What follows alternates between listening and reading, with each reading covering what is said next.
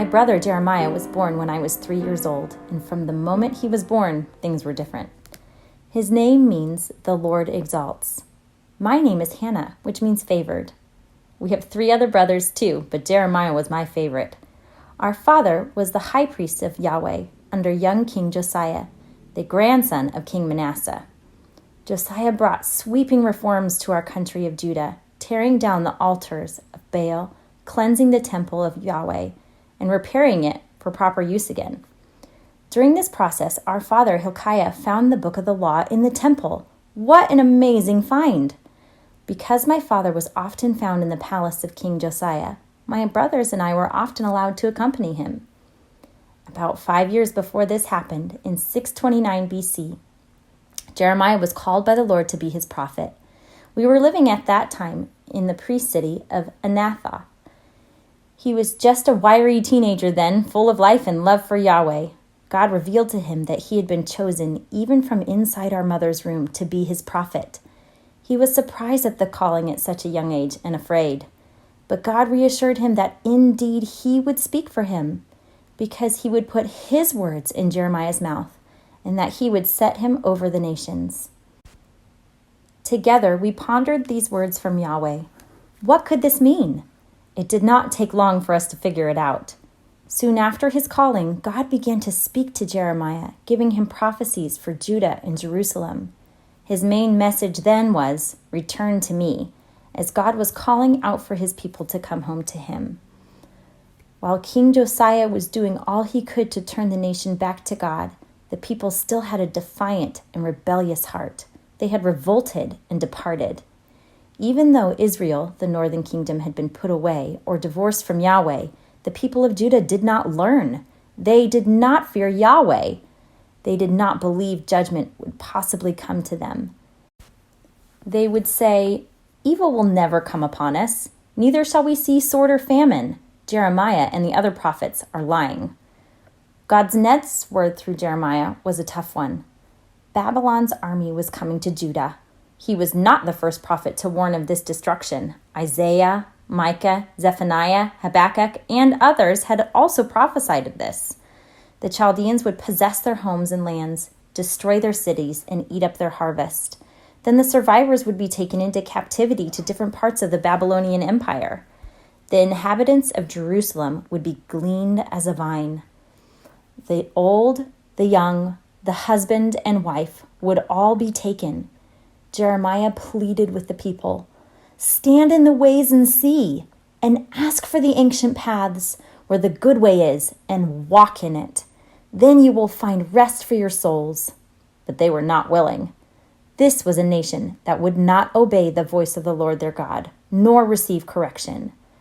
By now, the so-called prophets and priests had started a propaganda campaign against the teachings of Jeremiah. What they promoted sounded logical, but was from their own minds, not the mind of God.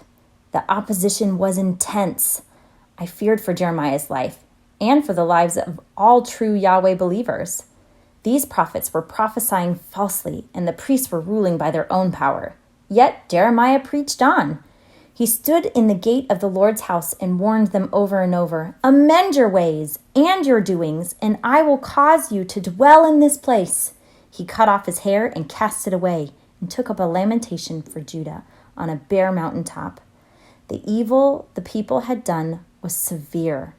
God was going to make Judah and Jerusalem a desolation. Jeremiah began to be known as the weeping prophet. No one could comfort him, as the Lord himself was pouring his own sorrow through him. He was told to send for wailing women to mourn the death of Judah. Judgment was coming. Soon a plot was formed by the men of Anathoth to kill Jeremiah. But Yahweh himself intervened and revealed the plot to us.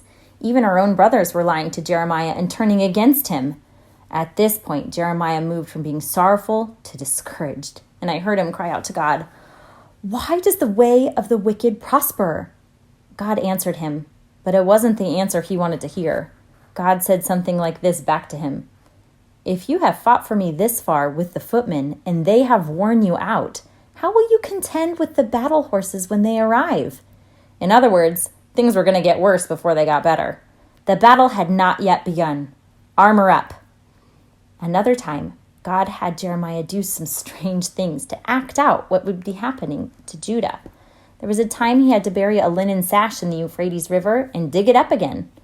Another time he had to go to the potter's house and have him turn a marred vessel into a brand new one.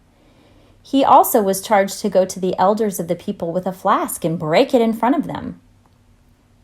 All of these things were pointing to the idea that the end was near and God was not changing his mind. Jeremiah became less and less tolerated by the people, most of whom did not follow Yahweh. I begged him not to go out anymore. He was under derision daily and constantly mocked. He was beaten and put in the stocks, but he could not be persuaded. The Lord's words were in his heart like a burning fire. Although Jeremiah was often thrown into prison for speaking Yahweh's words, God sent him a helper. His friend Baruch would often dictate his words, writing them on a scroll, and he would go to the temple and read them. The words kept going out, even though Josiah's son, King Jehoiakim, obtained the scroll and burned it. They could not quench the spirit. Jeremiah and Baruch wrote and rewrote the words of Yahweh and kept spreading them. My brother Jeremiah was a prophet during the death throes of Judah, and he prophesied under 5 kings: Josiah, Jehoaz, Jehoiakim, Jehoiakim, and Zedekiah. Josiah, as I mentioned earlier, was such a wonderful king. His son Jehoaz was not. He was taken captive to Egypt after reigning just 3 months, and the country placed under Egyptian control. After that, Nebuchadnezzar, a Chaldean who was king of Babylon, came up against Judah 3 times. The first time under wicked Jehoiakim, another of Josiah's sons. We were attacked and now placed under the tribute of Babylon. Nebuchadnezzar took captive 3,320 of the finest men of Judah, including a strong lover of Yahweh from the royal family, Daniel, and many of the other princes.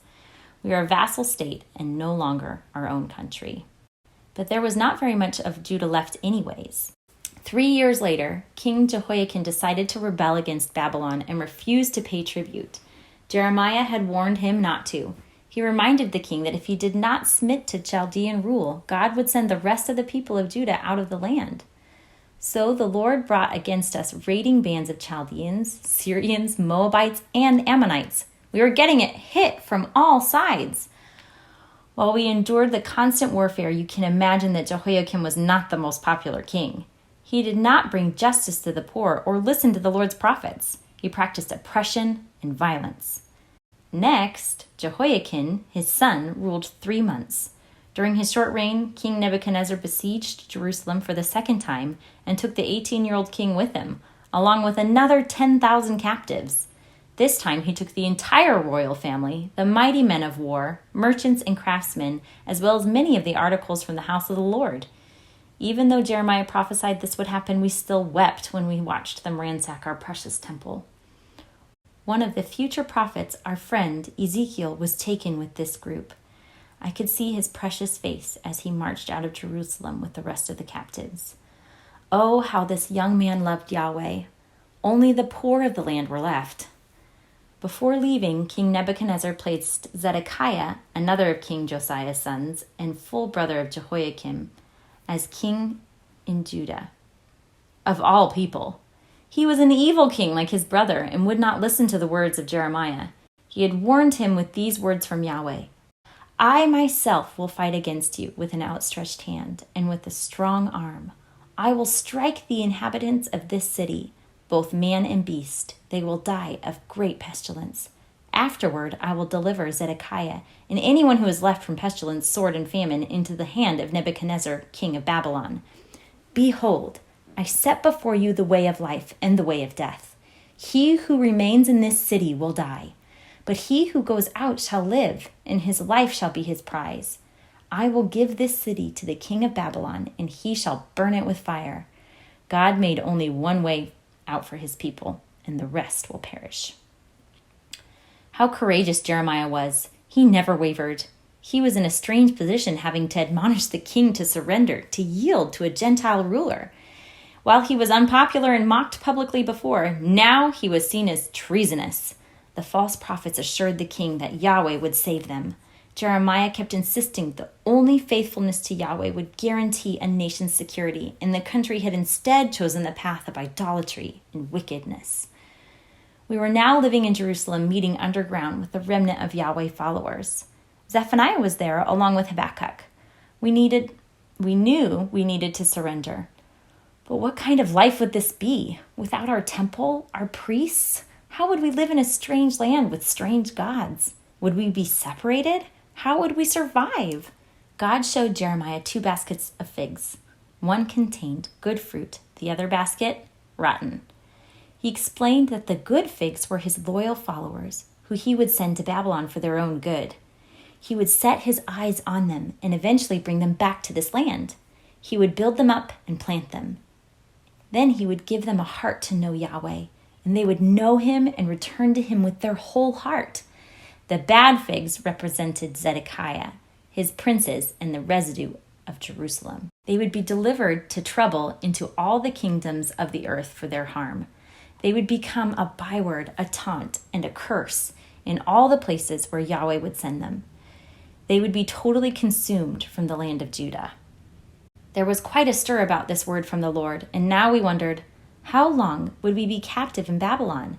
The answer God gave us through Jeremiah would be 70 years. There would be 70 years from the time of this first attack of the Babylonians until we could be allowed to return. Also, we were not to fret. The other nations surrounding us were also going to be judged, just as many of the other prophets had foretold. So Jeremiah sent off letters to the captives in Babylon, the true believers of Yahweh. We had been praying for our friends and family that had been deported. How were they? Were they keeping faith in Yahweh?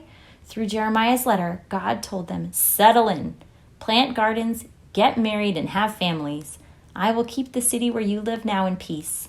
Beware of the false prophets who are still among you. You will be there 70 years, but after that time, I will have you return home. For I know the thoughts I think toward you, says the Lord, thoughts of peace and not of evil, to give you a future and a hope.